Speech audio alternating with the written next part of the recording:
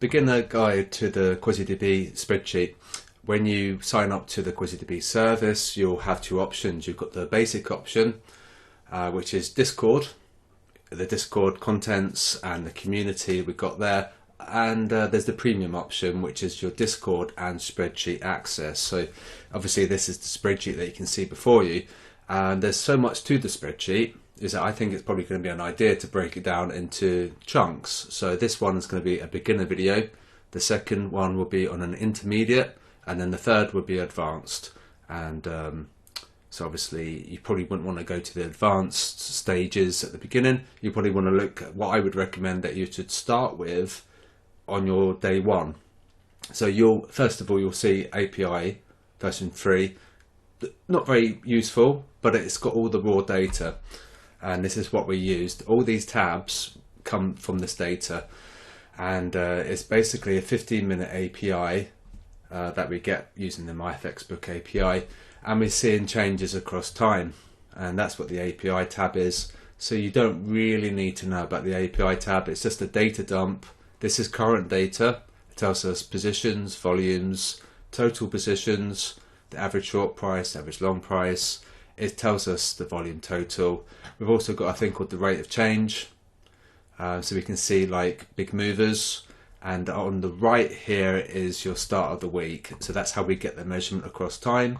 And if we get the measurement across time, then we've got a dimension to work with. We've got that shifting, the sentiment shifting. Now the thing is with the sentiment, you can look at things like a snapshot, or you can look at it, the distance it has gone over time. So we apply a little bit of science to it, and we can get some measurement. And if we understand where the shifting has come from, we can anticipate where they're going to go.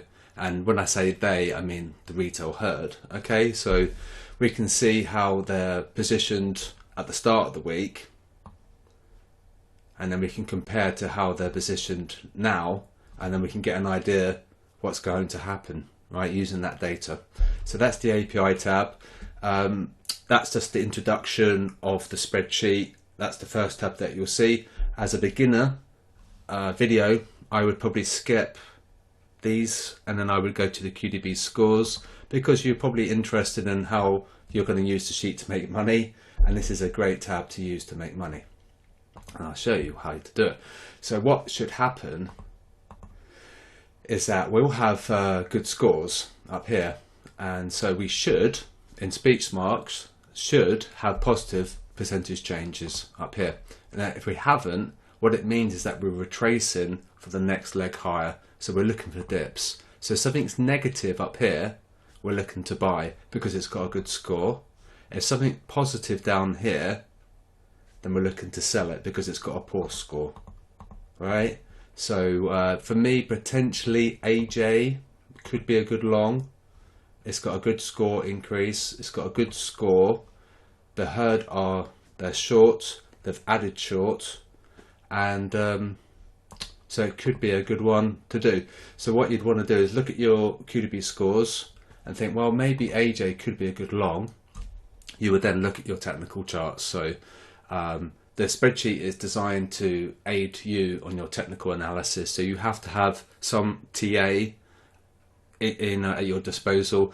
It's probably designed for someone who has a little bit of technical analysis experience. Probably not if you're completely brand new, because you got buy and sell signals here, but you want to use the sheet to aid you on that bias. So for example, say if you've got a buy setup on your technical chart, and then AJ's got a good score, we know sentimentally it's a buy, then that would be the trigger for you to enter, and your stop loss would be based on your parameters. So basically it's just the spreadsheet is designed to aid you on your technical analysis, and also if you're fundamentally based as well. For example, you could be a fundamental trader where that would make sense.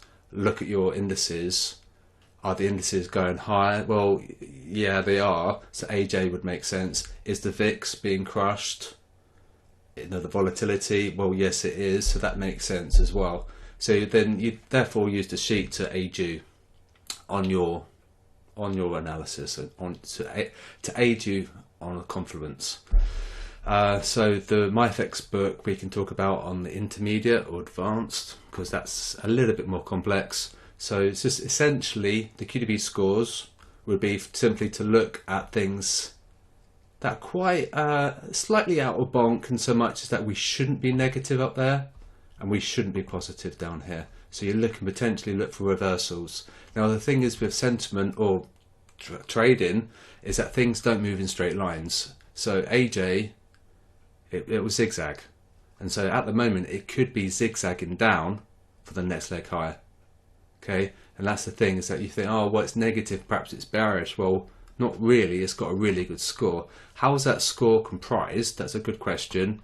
We have multiple metrics across here, so it's checking so many things all into one. Okay, so if it's got a good score, it's got a good score for a reason. It's got technical and sentimental checks. Alright, so that's why it should be really good for you if you're good at technical analysis or fundamental analysis. It will give you that extra tick in the box for your entry. So whether or not that's going to go positive, it should, but you know, that's where your risk management comes into play. If it doesn't go to plan, then you at least you know you stipulated your exit, okay? And it's not 100% guaranteed as well, obviously, and there's obviously a caveat and a disclaimer.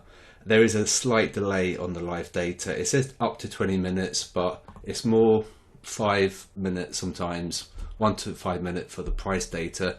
The sentiment data is every 15 minutes, okay? So that's why I would come to the QDB scores. You're looking for reversals. And then secondly, once you're quite familiar with this, it's probably my favorite tab. It's probably what I would go to on every single day. I'm looking for reversals. I would then go into the bubbles. Now the bubbles, they're not too bad. So what happens at the beginning of the week, they're all aligned on this axis. And what this represents is time. And this represents time. So if they're going this way, it means that they're going long. If they're buying, it should be a sell. So they're long the New Zealand dollar, the long yen, the long pound.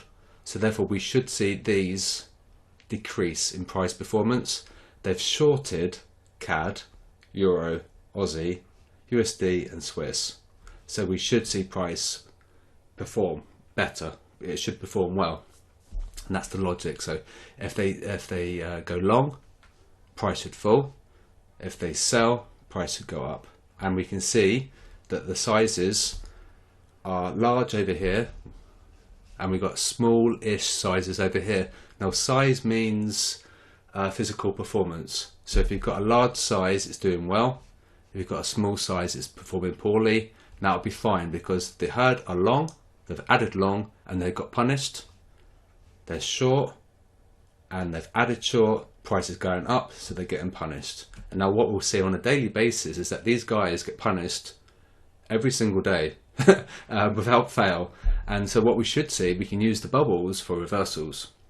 So really yen should be smaller because of where it is on the axis. Okay, this is long versus short, and this is time, and that's the beginner conclusion to the spreadsheet.